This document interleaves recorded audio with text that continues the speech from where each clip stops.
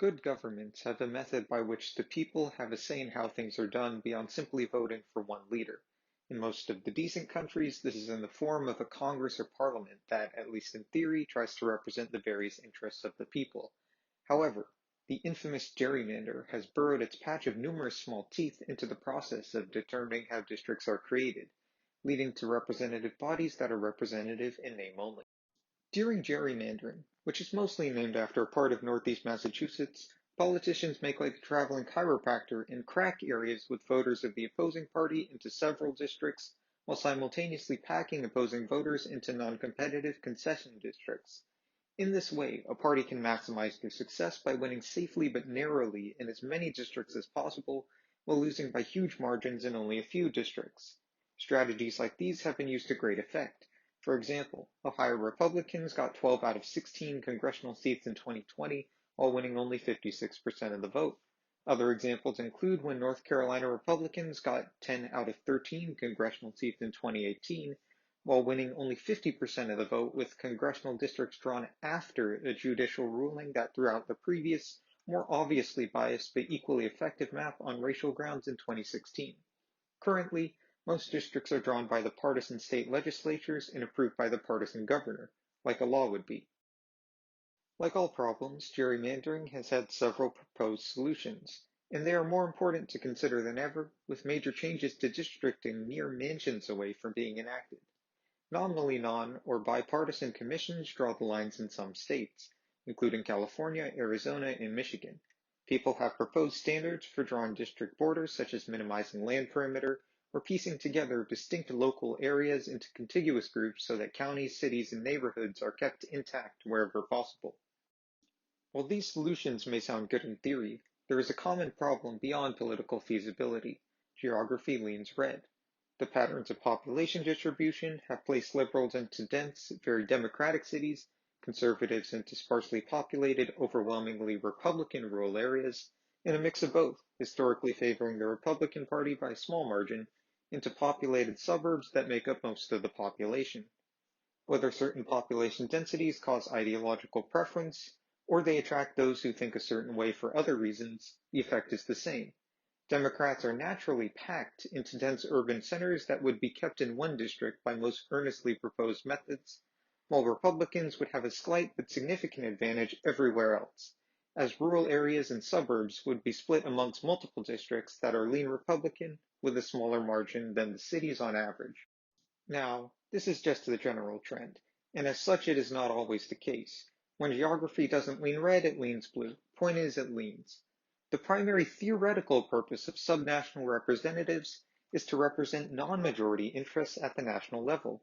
Otherwise, we would just have the overall majority decide everything.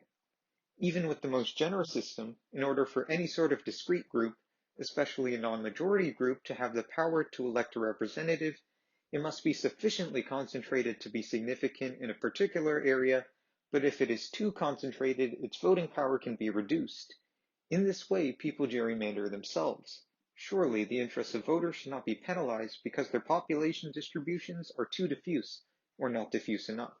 There have been a few proposed solutions to address these natural biases of geography.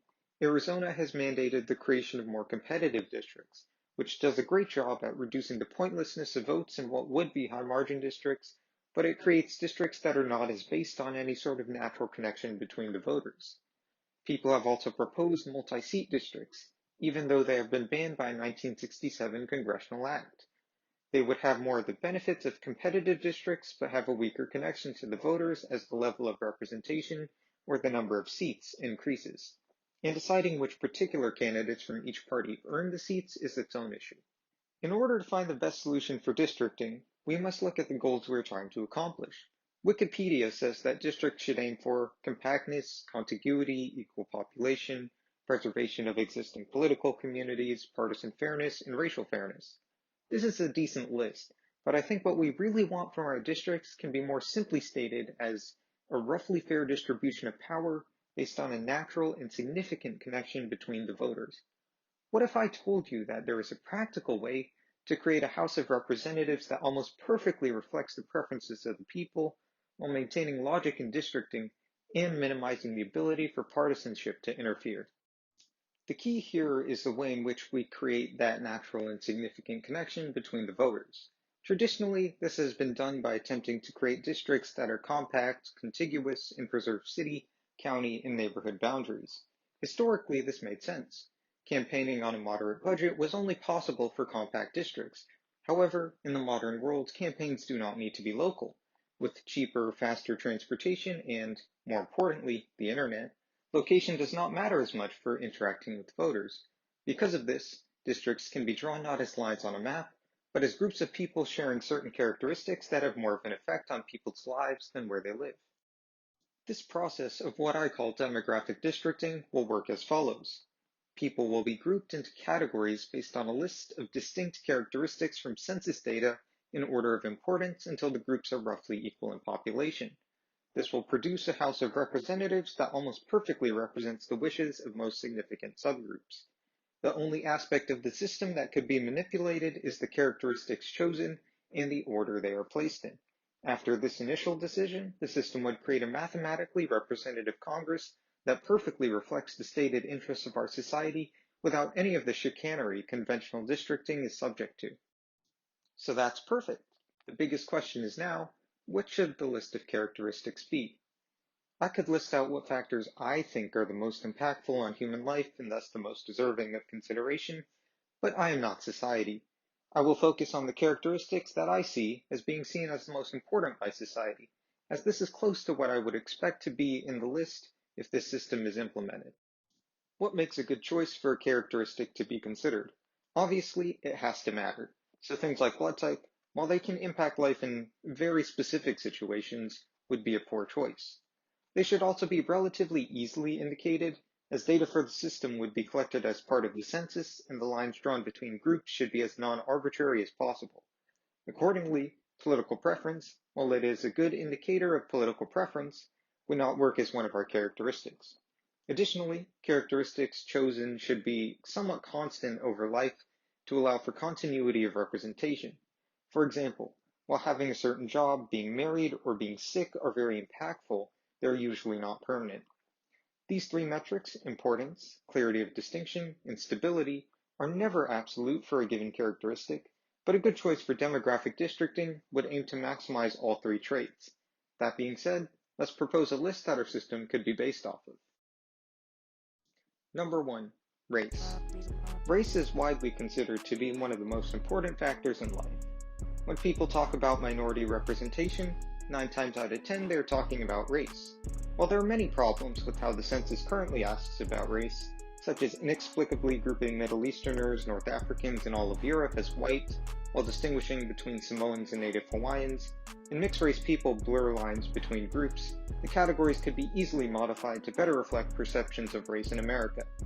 The first step of the system would consider whether or not an individual is characteristically Latino, as Latino people are treated as a distinct race in many ways despite the term semantically referring to origin, not race. I would suggest classifying people based on the NIH's 6 categories: Native American/Alaskan, Asian, Black, Hispanic, though in our case we'll be using Latino, Pacific Islander, and white. With few exceptions, an individual's race also does not really change much at all over a lifetime. Wait a minute, I can telepathize you thinking. Isn't this racist?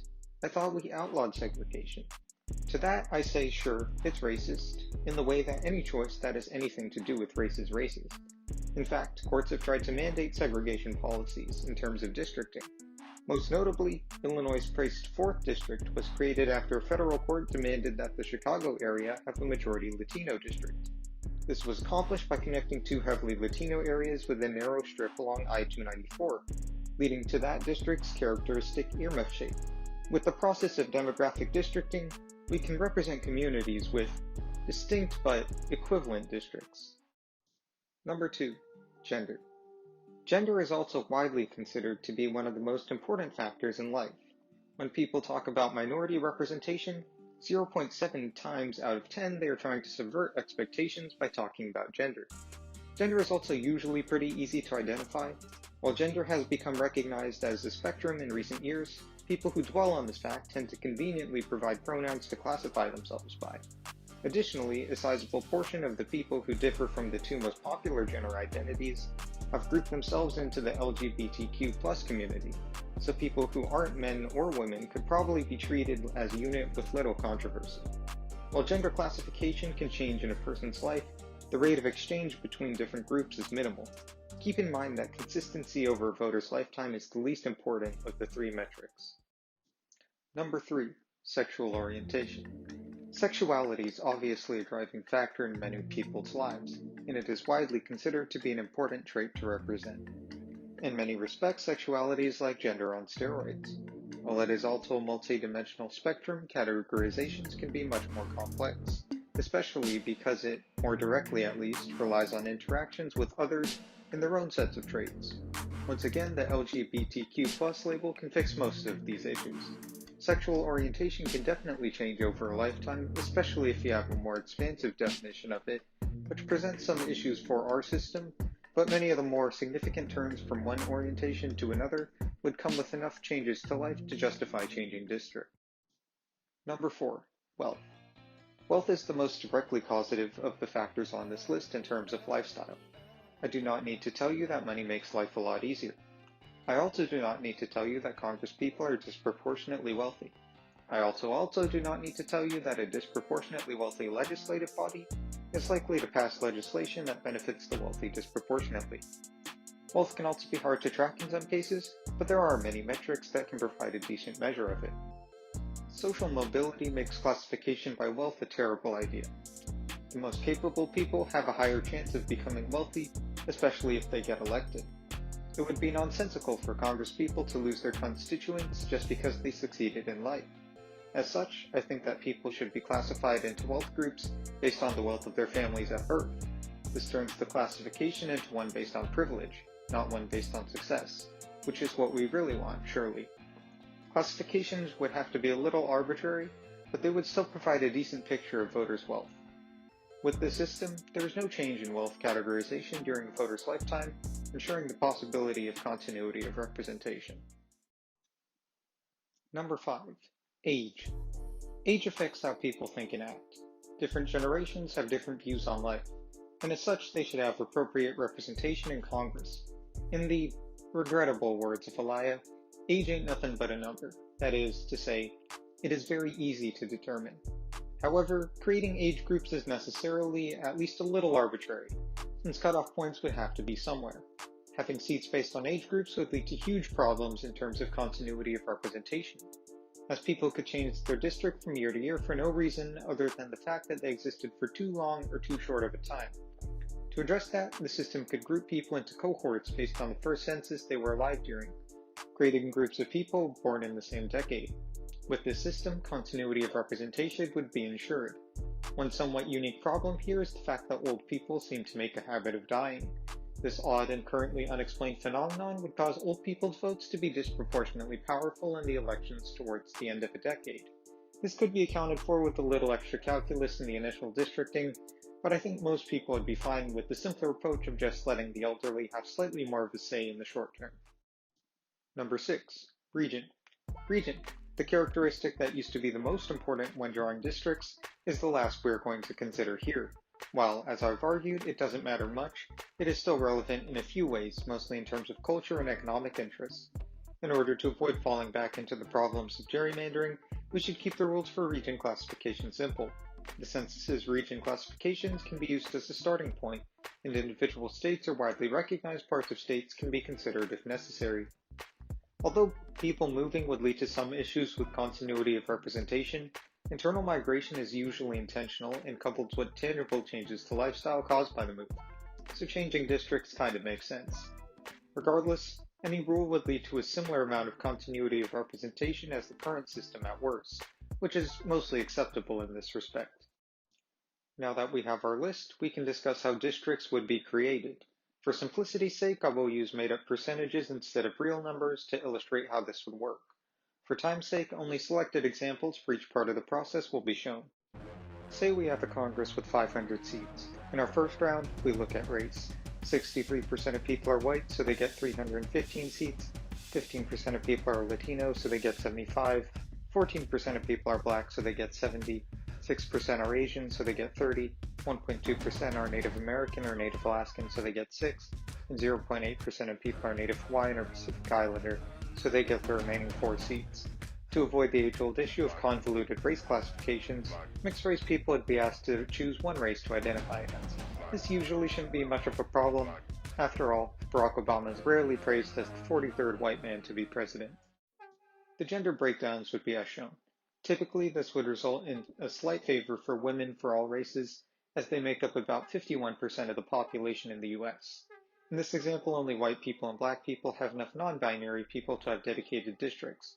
When a category does not have enough people to make its own district, they could either be placed in the closest category if the categorization is on a spectrum, or they could be placed wherever is most numerically fair, meaning wherever the districts would have a more equal population. In either case, categorizations would remain intact to ensure that they would still be together if they ever have large enough numbers to make their own district.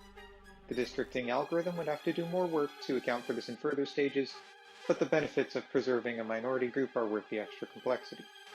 In the case of gender, I would suggest that the numerically fair method be used, as non-binary people are by definition no more women than men. Regardless, I would be remiss to not recognize that non-binary people tend to politically and historically identify with women more, so I could see them being placed with women in others' view. At this point, we have our first completed district, black non-binary people. The next step would look quite similar to the previous. We could create pretty much any number of categorizations depending on which orientations we give their own bucket before placing the stragglers in an other category, so I think it would be both practical and culturally accurate to simply create 2 categorizations, heterosexual and not, using the conventional definition for the term, meaning non-binary people wouldn't be affected by this step, which I guess makes sense. With that, the 34 black men districts would look like this. Rather than equally spaced income cutoffs or equivalent percentile groupings, the categorizations for wealth I have chosen are based on Gallup's 5 groupings: lower, working, middle, and upper. Since the difference in impact on lifestyle between someone earning 100,000 and someone earning 10,000 is far greater than the difference between someone earning a million and 100,000 and a million and 10,000. Regardless of the particulars for how they are designated, the groupings are clearly on a spectrum, so if a group does not have enough people to make its own district, it can be merged with a neighboring group.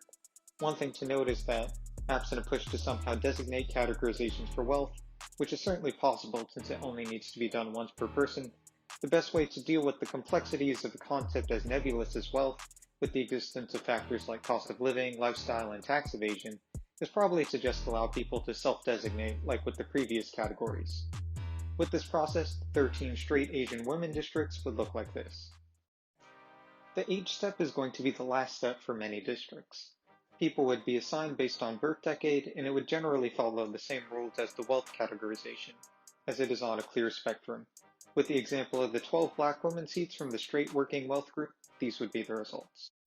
The final region step would only apply for the largest of demographics. It would consist of first grouping census regions and subregions together based on a mixture of geographic closeness and numerical fairness. For example, the 12 straight white women from the upper wealth group born in the 80s districts would be divided into regions as shown here. In the rare case that division beyond census subdivisions is necessary, the districting process will finish by grouping adjacent states and possibly widely recognized parts of states within a subdivision in the most numerically fair way possible, as shown here for those on the southeast coast. In the end, we would get 500 groups of roughly the same number of people connected by shared traits that will each vote for a representative that can address the issues they care about. This process will work for any percentages within the categories in any non-trivial number of seats, although the more the better. With this system, all races would have a proportional say in the races. All genders and sexes would choose who gets elected. The poor, the rich, the young, the old, everyone would get exactly as much power as they should. Every minority would have its proportional voice in the Congress. This is how we can get equal representation without most of the harmful effects of blunt instruments like quotas.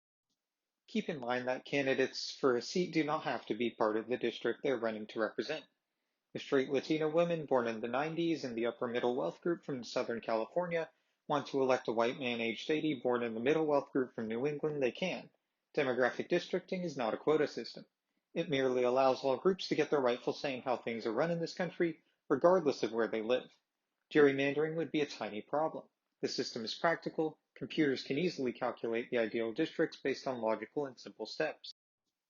Will there be any issues? Of course. Any system will have its quirks and unfortunate outliers, but the important thing is that we are basing the districts on something that actually matters, not the arbitrary whims of population patterns or where some guy in the 1800s decided to draw a line on a map. With this process, at long last, our representatives could actually represent the people.